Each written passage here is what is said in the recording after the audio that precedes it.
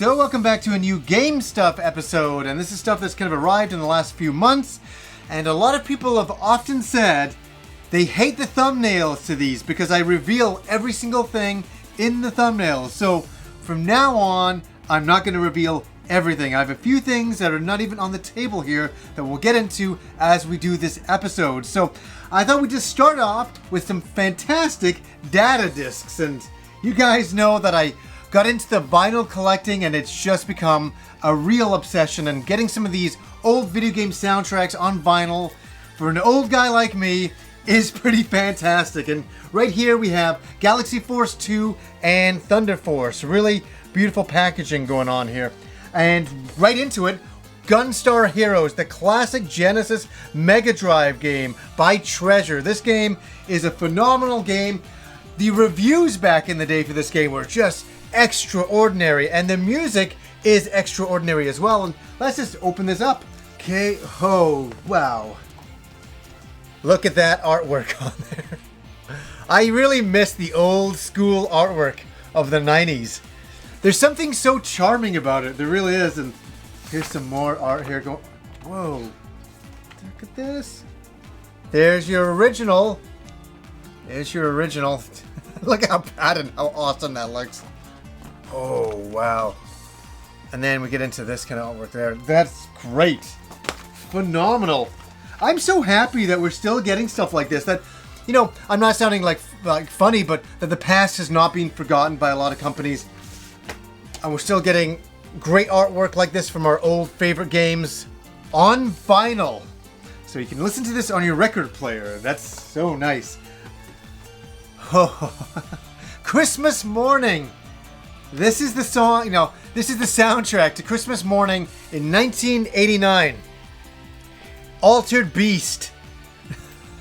A lot of people have made a lot of jokes about Altered Beast over the years.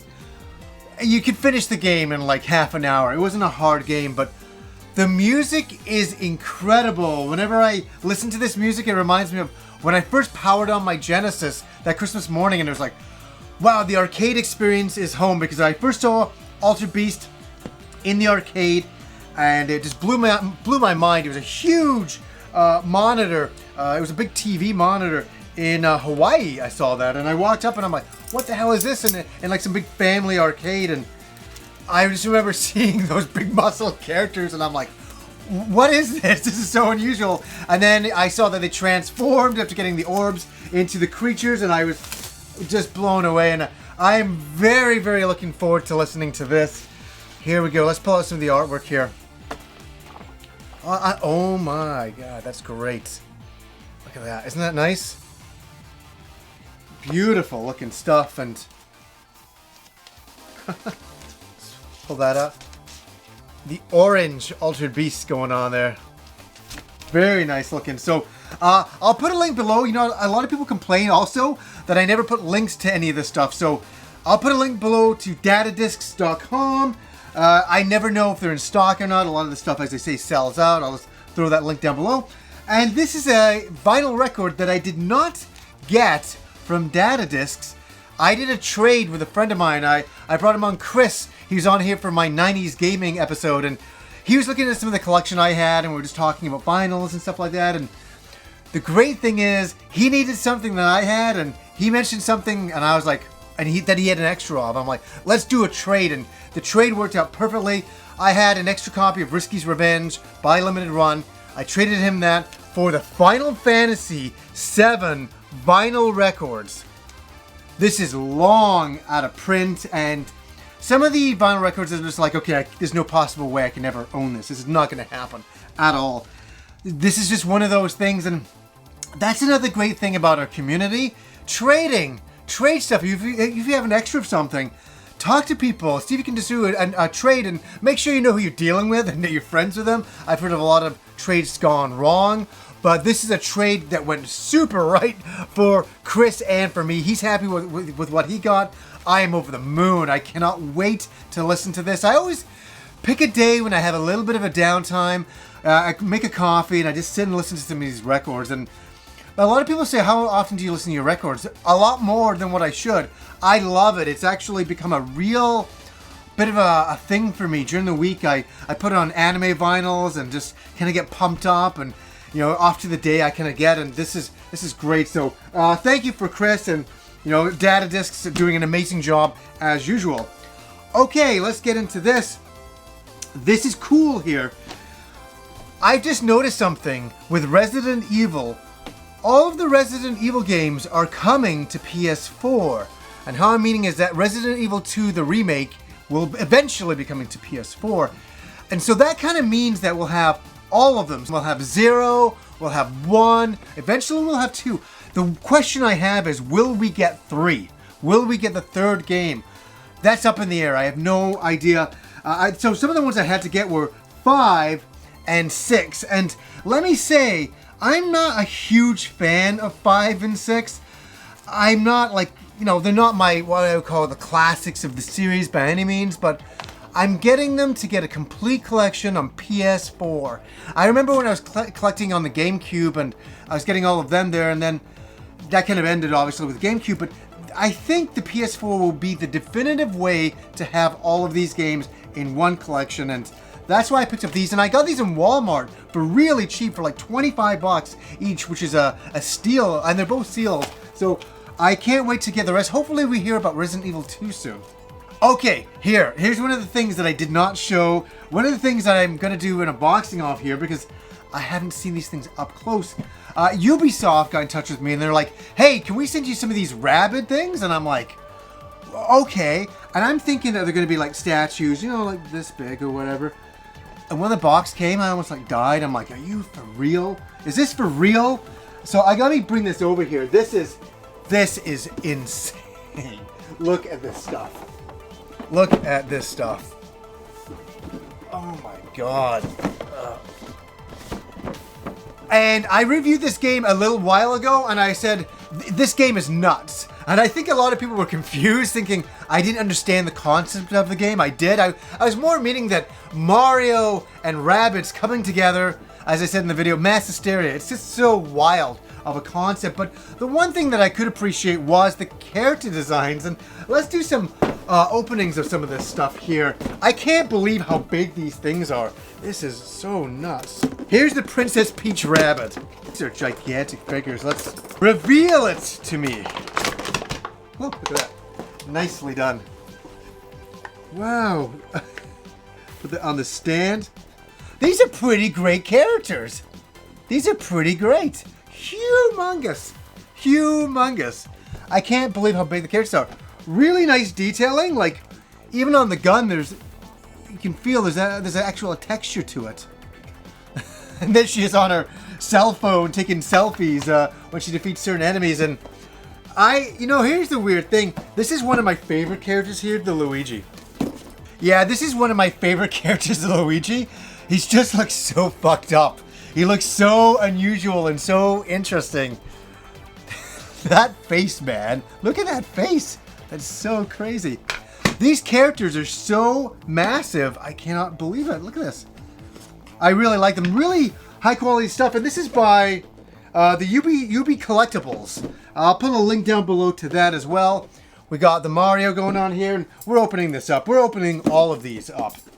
Here he is, looking damn awesome. I like all these guys together. It's really coming together. Open, goddammit! Oh, the Yoshi's pretty good with the Gatling gun, I'll give him that. No, the detailing and coloring on these is phenomenal. I'm really, really impressed, and I want to thank Ubisoft once again for sending these over. Next up is not a video game, but a Blu Ray. And there was a Kickstarter for this particular Blu Ray for an anime that I absolutely love. And if you've ever seen my fanboy video where I go to SakuraCon, I meet a childhood hero of mine, Kenichi Sonata, who did Bubblegum Crisis, and he's done a Takano video. We have Riding Bean, finally, with a Roadbuster. And here's a patch that comes with it. And here's the Blu-ray itself, and there's a keychain that comes along with it. And what can I say about this anime? Why is this such a big deal? This is an OVA by Kenichi Sonata from back in the day. It's a very special anime. It's one of the first few animes I ever saw. There was obviously Bubblegum Crisis was a huge influence on me. and then I saw a Riding Bean with Bean Bandits. And he's a driver for hire, kind of like Baby Driver, but this has a little bit more edge to it in a lot of regards. And I don't want to give away the plot, but he's hired by a couple of clients, and things go wrong, and he gets dragged through the mud into something he didn't want to get dragged into. And it's about him taking care of that situation. That's putting it lightly. And this is Riding Bean, the high octane version. And let's open this up and just slice this open. I can't wait to watch this on Blu-ray. Me and Kim watched it on DVD, must have been a couple of years ago, and loved it. It holds up extremely well. Look at that beautiful artwork. And when I was down at SacraCon, I should have got him to draw me Bean Bandit. That would have been amazing. And I think he lost the rights to this through Artmic. Oh, look at this. There's a beautiful art book here. Beautiful art book. I gotta sit and study this later on. This is all the concept art, and wow, beautiful stuff, man. He is still my hero. Still my hero. So I'll show this. Also, it comes with, I guess they did a printing error for the discs, and this is the corrected disc here with the right artwork on it. I think they reversed the DVD artwork for the Blu-ray artwork. They included this in the package, which is an awesome thing. So when you open up your Blu-ray, you can put in this to have the perfect Blu-ray. Right after I finish this new Game Stuff episode, I'm going to be watching this. I can't wait to see how the picture has been improved over time, because I remember, as I say, the old DVD quality. And I guess if you want to still check this out, the Kickstarter has come to an end, but I think there's some versions still available at animeego.com. You can go there and check it out. I'll put a link below to that as well. One more old school anime recommendation. This is one from my childhood, and I always remember my friend Andrew coming over, and I had a copy of this on VHS, and I would watch it with him, and it's Record of Lotus War, and it's on Blu-ray now, and I can't wait to watch this as well. This is a very beautiful anime from my younger childhood, and it's really the Japanese take on Dungeons and Dragons. And so I really think that they nailed the feeling of Dungeons and Dragons. If you don't believe me, look it up online, wherever you want to see it. I don't care. Check out the very first episode of Lotus War. We're talking about the OVA series. Check it out. 13 episodes. Tell me that first episode is not Dungeons and Dragons perfectly done. And that's why I adore this series, and I can't wait for my friend Andrew to come out one day and we can actually sit down and watch this on Blu-ray, looking super gorgeous. And this has the OVAs and the TV series. I don't know anything about the TV series. I didn't get that for that. I got this because I want to see the old OVAs. I want to see that first episode again and hear that music. I have the music on CD. I think I got like three CDs of Lotus music. It's a real classic, and it really reminds me of going to the old school Japanese animation club, and everybody was excited about Lotus War. I remember when it was brand new. I'm that old, and I'm so excited that this is on Blu-ray now as well. Okay, we're almost at the end, and a friend of mine, do you hear, this relates back, when I was at SacraCon and we met Kenichi Sanada, I hung out with a guy called Martin, and we've been talking ever since, and super great guy. We have so much in common. And he's like, hey, he goes, I want to send you some Macra stuff and some stuff. I'm like, okay. So this package arrived, and I want to thank Martin for all the things he sent me. He sent me a couple of Initial D PSP games in there, and a t-shirt with a Valkyrie on it, which is really awesome. A good old school Robotech shirt. And this is so weird. It's called Robotech the Graphic Novel, and let me check the year in this. My old man eyes are adjusting. Where is the fucking year? 1986. I own this graphic novel in 1986. I haven't seen it in years. I don't know where it is anymore. It might be at my mom and sister's place across Canada. I'm not sure. So when I opened up the package and I saw this, I went backwards in time to 1986, which is nearly 31 years ago, and I'm like, what the fuck?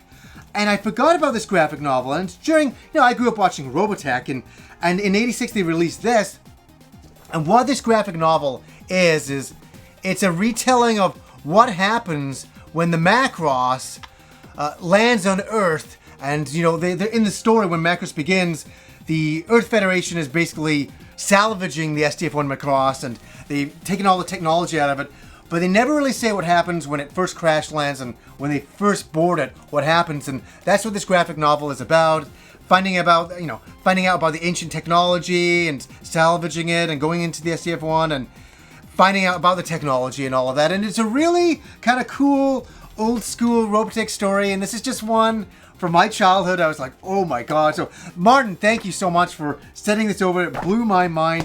What a trip down memory lane. And we're almost at the end, guys. And I just want to thank Hyperplay RPG. This is a fanzine from England, and you know, I want to say that I cover all of the big company stuff, and you know, I covered this stuff from my childhood, and I also want to help the fanzine scene and the fan scene out there, because who else is going to do it? Nobody. So I just want to give my equal thanks to, you know, Hyperplay RPG. You can go to hyperplayrpg.com and check out their amazing fanzines. And this is a very important thing for me to do because I used to be part of the fanzine circle in England when I was 21 years old. Like, this is like 22 years ago.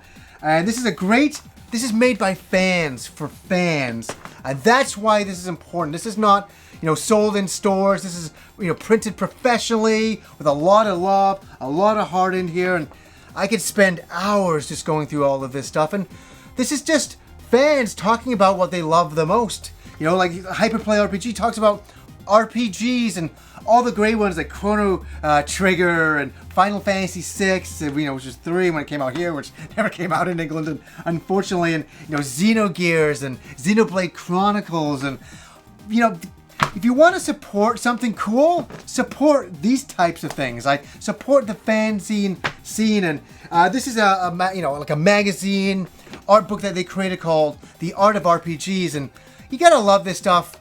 Beautifully printed with all fan art of people's interpretations of their favorite RPGs. We got Seiken Densetsu 3 in here, which is Secret of Mana 2, which we never got. Xenogears, Faye going on there. And this is really nice artwork to see. Some Xenoblade Chronicles happening there. And oh, gorgeous Breath of Fire artwork here going on. And I support, you know, the amateur artists and the fans, you know, that are out there that are making this stuff for the pure love of the hobby. And that's why we need to rally together and support productions like this. I think it's really, really fantastic. And nobody knows about this types of stuff, and nobody promotes it. Everybody always promotes the big companies like Nintendo or Squaresoft and stuff like that, and these are the bare roots that make all of this stuff happen out there. These are the players that are, you know, buy the games and support the big companies, and that's who we should be really supporting, and I'm a big believer in that. So anyways, guys, until next time.